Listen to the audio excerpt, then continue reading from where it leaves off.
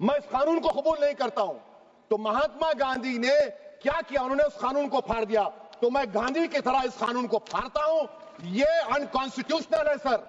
इस देश में झगड़े पैदा करने का काम बीजेपी करना चाहती है मस्जिद और मंदिर के नाम पर, इसीलिए मैं इसका कंडेम करता हूं और मैं आपसे गुजारिश करता हूं कि मैंने अपने 10 अमेंडमेंट दिए हैं, आप इसको कबूल करिए। सर मुझे बोलने का मौका। किसी एक शायर ने बड़ा अच्छा कहा था, जब भी ज़मीर और ज़र्फ का सौदा हो दोस्तों, जब भी ज़मीर और ज़र्फ का सौदा हो दोस्तों, कायम रहो हुसैन के इनकार की तरह। सर ये वक्फ तरमीमी बिल भारत के गयूर मुसलमानों के ईमान पर, इबादत पर एक हमला है। नरेंद्र मोदी की हुकूमत ने इस मुल्क की सबसे बड़ी अक़लियत के खिलाफ एक ऐलान जंग कर दिया और ये जंग ना सिर्फ मेरे जिस्म पर है बल्कि मेरी आज़ादी पर, मेरी समाजी और माशी मार्जिनलाइजेशन पर है, मेरी शहरियत पर है, मेरे मदरसे, मस्जिदों, खानखाहों को और दरगाहों को निशाना बनाया जा रहा है। और ये हुकूमत सच्चाई को नहीं बयान कर रही है कि ये तरमीमी बिल से मुसलमानों का तहफ़्फ़ुज़, तरक्की और गुर्बत का खात्मा होगा। ये सरासर झूठ है। सर अगर आप आइन के आर्टिकल 14 को देखेंगे तो उसमें लिखा हुआ है इक्वल प्रोटेक्शन। अब आप देख लीजिए सर के हिंदू, सिख और जैन को और बौद्ध को उनके एंडोमेंट में तहफ़्फ़ुज़ मिलेगा क्योंकि उनका एंडोमेंट बाय यूजर बरकरार है और उनका एडमिनिस्ट्रेशन उनके हाथ में होगा कि गैर हिंदू या गैर उनके मजहब का आदमी दान भी दे सकता है उनके लिए, और एंडोमेंट बोर्ड का तहफ़्फ़ुज़ भी मिलेगा क्योंकि उसके ऊपर ओवरराइडिंग क्लॉज अप्लाई नहीं होगा, लिमिटेशन का कानून उस पर अप्लाई नहीं होगा। उसके बरक्स ऑपोजिट आप देख लीजिए, मुस्लिम वक्फ को वक्फ बाय यूजर निकाल दिया गया। एक मुस्लिम वक्फ की जायदाद पर कब्जा होगा, लिमिटेशन लगेगा तो जो एनक्रोचर है, जो खाबिज है, वो रातों रात मालिक बन जाएगा और एक गैर मुस्लिम वक्फ बोर्ड को एडमिनिस्टर करेगा। ये आर्टिकल 14 के इक्वल प्रोटेक्शन का वायलेशन। अब आर्टिकल 14 में सर इक्वालिटी बिफोर लॉ भी है और उसका कैसा वायलेशन हो रहा है कि कोई आर्बिट्री स्टेप नहीं ले सकता और कोई भी ऑफिशियल किसी भी तरीके से गलत आर्बिट्री फैसला नहीं लेगा। यहां पर आप एक डेजिग्नेटेड ऑफिसर को रखकर वो फैसला लेगा कि ये जायदाद वक्फ की है, गवर्नमेंट की है। क्या ये प्रिंसिपल्स ऑफ नेचुरलिटी के खिलाफ नहीं है जिसका तकर्रुर एग्जीक्यूटिव करती है? ये हमारे theory of separation of powers Bharat के आइन का बेसिक स्ट्रक्चर का हिस्सा है। क्या इसका वायलेशन नहीं है? सर आर्टिकल 25 का वायलेशन कैसे है कि आप मुसलमानों से वक्फ बाय यूजर छीन रहे हैं और फिर आप कर्ब कर रहे हैं वक्फ वाल औलाद को, मगर वहीं पर दूसरे धर्म के मानने वालों को उनके मजहब पर चलने की पूरी इजाजत है। लफ्ज जो आर्टिकल 25 में इस्तेमाल हुआ सर वो इक्वली एंटाइटल्ड, यहां पर मुसलमानों के इक्वल एंटाइटल्ड नहीं हो रहा। अभी हम गृह मंत्री का, वजीर दाखिला का यहां पर उनका हमने तकरीर सुनी, यहां पर वो ये कहते हैं वजीर दाखिला, शायद वो कटमुल्ला की जबान ना कह दें, वजीर दाखिला कहने पर वजीर दाखिला ने अपने बयान में कहा कि बोर्ड और काउंसिल जो होगा वो माने वक्फ इस्लाम से अलग है। सर अगर ये बात सच है आपकी तो फिर आपको यह कानून बनाने की जरूरत ही नहीं है, आप एक नॉन स्टैट्यूटरी बॉडी बना दीजिए। ये जो कानून बन रहा है ना सर, ये आर्टिकल 26 इसका सोर्स है और आर्टिकल 26 जब इसका सोर्स है तो आर्टिकल 26 का A, B, C, D क्या कहता है कि रिलीजियस डिनोमिनेशन को अपने मजहब के अफेयर्स खुद चलाना, मूवेबल इमूवेबल प्रॉपर्टी को लेना और एडमिनिस्टर करना। जब हिंदू धर्म को, बौद्ध धर्म को, सिखों को यह राइट दिया गया है तो आप कैसे मुसलमानों से छीन रहे हैं? तो यह आर्टिकल 26 का ग्रेव वायलेशन है। तो सर अब वक्फ बाय यूजर का मामला देखिए, मिनिस्टर साहब ने कहा कि एंक्रोचमेंट हो रहा है, 17,000 एंक्रोचमेंट हुए हैं। तो यही नरेंद्र मोदी की हुकूमत ने 2014 में उस वक्त के मंत्री ने एक Waqf properties eviction of unauthorised occupants bill को इंट्रोड्यूस किया। आपने विड्रॉ कर लिया 2024 में उसको। क्यों विड्रॉ किया सर आपने? जब आप मान रहे थे कि एंक्रोचमेंट हो रहा है तो आपने बिल को विड्रॉ कर लिया। अच्छा सर अब वक्फ बाय यूजर को आपने निकाल दिया, माने कंडीशन क्या लगाए कि अगर उसमें डिस्प्यूट होगा और गवर्नमेंट प्रॉपर्टी होगी। सर डिस्प्यूट तो है, मिसाल के तौर पर मोहिबुल्लाह साहब जिस मस्जिद के इमाम है, पार्लियामेंट के सामने मस्जिद है सर, 123 प्रॉपर्टीज में मस्जिद है, डिस्प्यूट चल रहा है। कल कलेक्टर या डिस्ट्रिक्ट ऑफिसर बोलेगा कि भाई साहब ये गवर्नमेंट प्रॉपर्टी है, स्टिकर लगा दिया जाएगा, मस्जिद बंद, गवर्नमेंट प्रॉपर्टी हो गई, होगी ना सर? अब ये बताइए, आप जब से यहां पर पूरे बीजेपी रूलिंग पार्टी हमको ज्ञान दे रहे हैं कुछ नहीं होगा, कुछ नहीं होगा। मैं दलील के साथ बता रहा हूं आपको ये मस्जिद दिल्ली गवर्नमेंट बोलती हमारी है, वक्फ दिल्ली वक्फ बोलता हमारी है।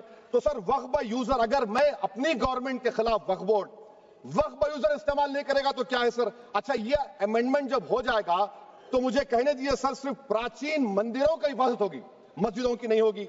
अब सर आप आ जाइए, अगर डिस्प्यूट मेरा एंशिएंट मॉन्यूमेंट से वक्फ का, एक मिसाल दे रहा हूं, दिल्ली में 172 वक्फ प्रॉपर्टीज एएसआई कंट्रोल में है, मैं तो हार ही गया वो, क्योंकि मेरे पास डॉक्यूमेंट नहीं है। आप कह रहे हैं कि डॉक्यूमेंट चढ़ाओ।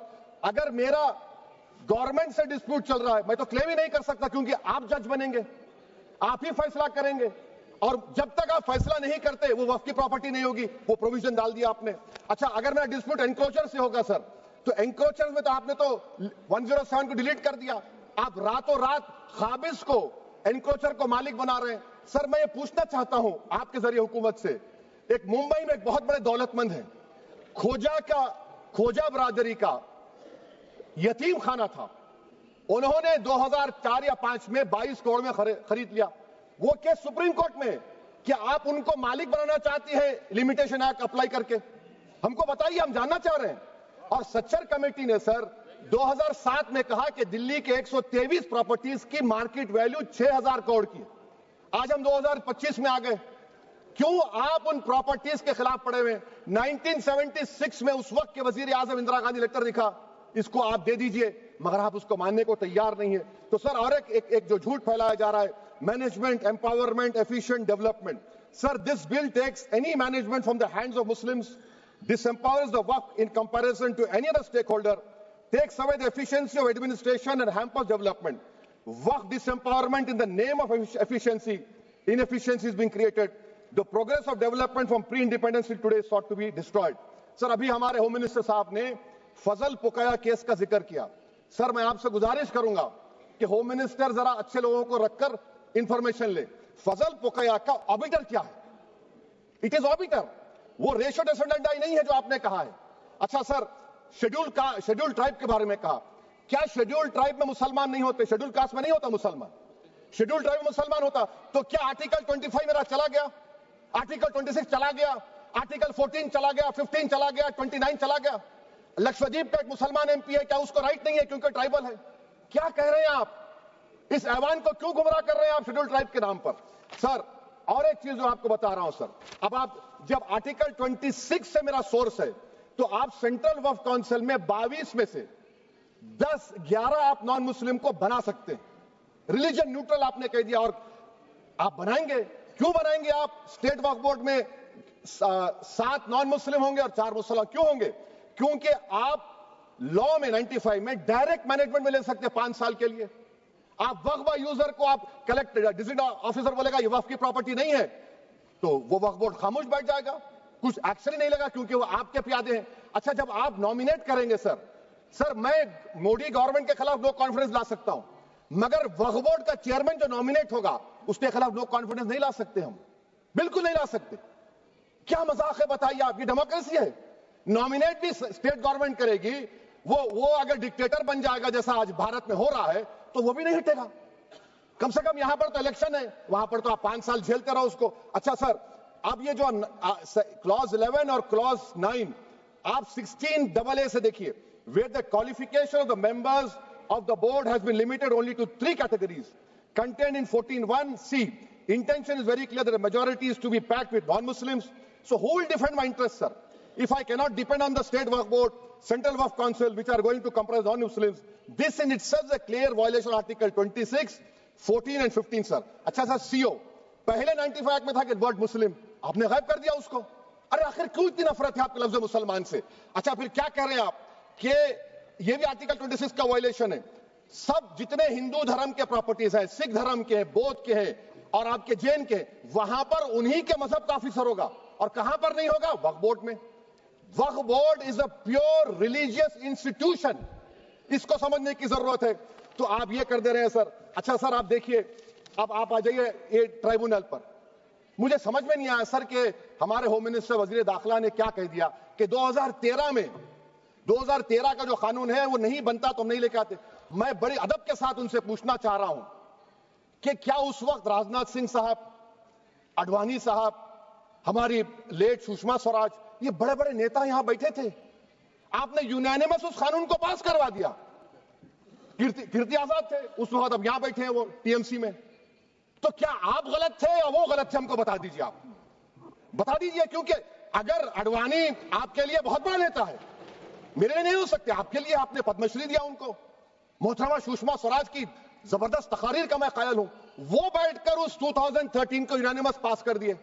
मुझे कंफ्यूजन है कि क्या अमित शाह नरेंद्र मोदी बड़े हैं या अडवाणी बड़े हैं? आपके लिए आप तय कर लीजिए। अच्छा सर, आपके tribunal sir, railway Clements tribunal, NGT tribunal, income tax, वैसे 14-15 ट्राइब्यूनल है, हिंदू एंडोमेंट का ट्राइब्यूनल, सबका अपील नहीं होती, रिव्यू होता है। गृह मंत्री सरकार कह रही है कि नहीं रोक दिए, रोक लगा, कैसे रोक लगाते हैं? रिव्यू और अपील में तो फर्क होता है ना सर। आप ही कह रहे हैं कि पूरे कोर्ट्स में बैकलॉग है और आप अपील कर रहे हैं। अच्छा सर, रिटायर्ड डिस्ट्रिक्ट जज 95 में सिटिंग डिस्ट्रिक्ट जज था, जो एडमिनिस्ट्रेटिव कंट्रोल था सीजीआई साहब, उसको निकाल दिए। अच्छा सर, अब आप अभी हमारे मंत्री साहब ने कहा trust, sir Shri Sai Baba trust 2004, वो ये कहता है जो ऑफिसर उसमें काम करता है उसको साई बाबा का डिवोटी होने चाहिए और उसको डिक्लेरेशन लिख के देना पड़ेगा। यहां पर हो रहा तो यहां पर क्यों नहीं हो रहा? अच्छा सर, आप फिर देख लीजिए, ये आपका हो गया सर। हाँ, अब अमित शाह साहब ने सेक्शन 2A के बारे में कहा और उन्हें इस बात का इकरार कर लिया कि दाऊदी बोहरा के लिए यह बनाया गया है। मगर मैं आपके जरिए से गवर्नमेंट से पूछना चाह रहा हूं, आपने तो उस प्रोवाइजो में दाऊदी बोहरा का नाम ही नहीं लिखा, आपने उनको भी थैंक यू कर दिया, उनका नाम क्यों नहीं लिखा आपने? और सर, और गवर्नमेंट क्या कर रही है? आप मुस्लिम समाज में जो बेकार किस्म के लोग हैं उनको एक रास्ता बना रहे हैं, एग्जिट दिखा रहे हैं कि तुम्हें वक्त से बचना है तो तुम ट्रस्ट बना लो। ये क्या कर रहे हैं सर आप? कम से कम उन दाऊदी बोहरा को आप दे देते। अच्छा sir, clause 3V section 36 clause 18 देख लीजिए, oral appointment has sought to be discontinued even though it is recognized practice in Islam. Muslim personal laws recognize oral waqf and 1937 Shariat Application Act. Sir, आप clause 39 पर आ जाइए, 5 साल के लिए मुसलमान। मैं किरण रिजिजू से पूछना चाहता हूं, सर दाढ़ी रखे तो मुसलमान प्रैक्टिसिंग है या क्लीन शेव आपकी तरह है? तो बताइए हमको, प्रैक्टिसिंग क्या होगा? अच्छा, किसी को पकड़ के मॉब लिंच कर दिया और बोले कि जेएसआर का नारा लगाया, और वो जेएसआर का नारा लगाया तो क्या मुसलमान रहेगा? नहीं रहेगा।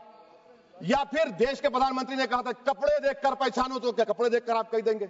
अच्छा, अगर कोई क्रिश्चियन हिंदू धर्म कबूल करता है तो क्या वो मंदिर को नहीं दे सकता प्रॉपर्टी? फिर भारत के संविधान में आर्टिकल 300 क्यों है सर? राइट टू इक्वालिटी क्यों है? फ्रीडम ऑफ रिलीजन क्यों है? 5 साल कहां से लाएंगे? अच्छा सर, और एक चीज मैं आपको बोल के खत्म कर दूंगा सर। इस बिल में वक्फ अल औलाद का सर, इसमें आप देखिए clause 432, the creation of waqf अल औलाद shall not result in denial of inherent rights to heirs including women heirs और द वाकिफ और the right of person. Sir, ये आर्टिकल 25 का वायलेशन है, शरीयत एप्लीकेशन एक्ट 37 का वायलेशन, आर्टिकल 300A का वायलेशन है। अच्छा, हिंदू धर्म में सेल्फ एक्वायर्ड प्रॉपर्टी को एक हिंदू, अब उसके फर्ज के 2 बच्चे हैं, वो एक को अपनी पूरी दौलत दे सकता है, कोई रोक टोक नहीं। वो कहेगा नहीं मैं घर के बच्चों को नहीं दूंगा, मोहल्ले के गरीब को दे दूंगा, वो भी कोई रोक टोक नहीं है। वहां पर आपको बच्चों की फिक्र नहीं है। जब मैं अपनी प्रॉपर्टी को अल्लाह को मालिक बनाकर दे रहा हूं, आप कह रहे बच्चों की फिक्र नहीं है। इतनी मोहब्बत आप बिल्किस बानो से दिखा देते तो आपके लिए दुआएं देती आपके लिए। तो सर, आप दूसरी बात आप देख लीजिए सर, आखिरी बात कहकर मैं अपनी बात को मुकम्मल कर रहा हूं सर। नहीं मुकम्मल कर रहा हूं। स्पीकर साहब बहुत टाइम दे दिए सर। आप देखिए, इसमें अमित शाह साहब बोले कि इतनी प्रॉपर्टीज का कब्जा हुआ, चोरी हुई, ये हुआ। सर, क्लॉज 2652A सेक्शन, अगर कोई प्रॉपर्टी बेचता है 2 साल की सजा थी, आपने क्या कर दिया? उसको 6 महीने कर दिया। नॉन अवेलेबल था, आपने अवेलेबल कर दिया। सेक्शन 40 की बात करते हैं।